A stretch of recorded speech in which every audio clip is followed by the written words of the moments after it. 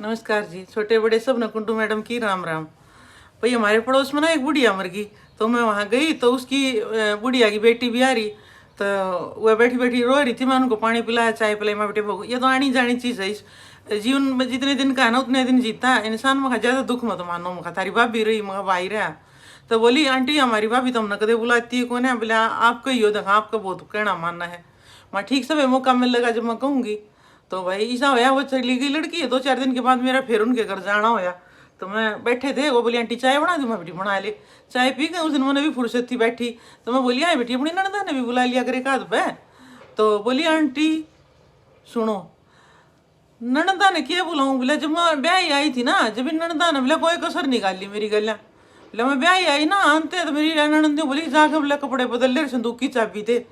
बोली दीदी बोला कपड़े जो है ना मेरी मम्मी ने आपके दे रखे हैं, बोला उसमें रखे हैं, अलग अलग नाम रखे हो। बोली वो ना चाहिए हमने, हम तो अपनी पसंद उठावाएंगे। बोला बोला मैंने चाबी दे दी। फिर बोली ड्रेस बदल ली, पर ना का ड्रेस बदल लिया।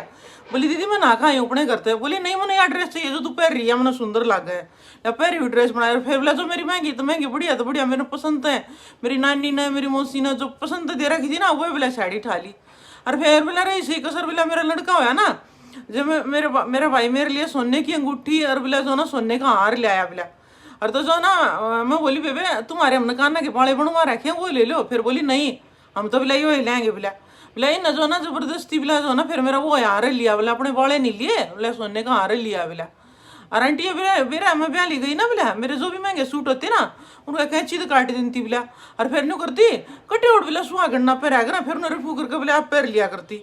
मेरी चुनिया ना नई नया ना महंगिया ना, इसी को शायद इधर बोला 1100 की 2-2 हज़ार की चुन्नी में इसी बढ़िया। बोला जालंधर ते लिया रखी थी कढ़ाई की चुनरिया। बोला उन मेरी आन बोला जब कट कर दिया करती। बोला आंटी इन मेरी गलियां कसर नहीं छोड़ी। बोला आप बोला जो है ना बोला लुकमा लुकमा उठते हैं, बोला जो है ना शाम की रोटी रख लेती और बोला उन पर नूनी की रख कर खा लेती।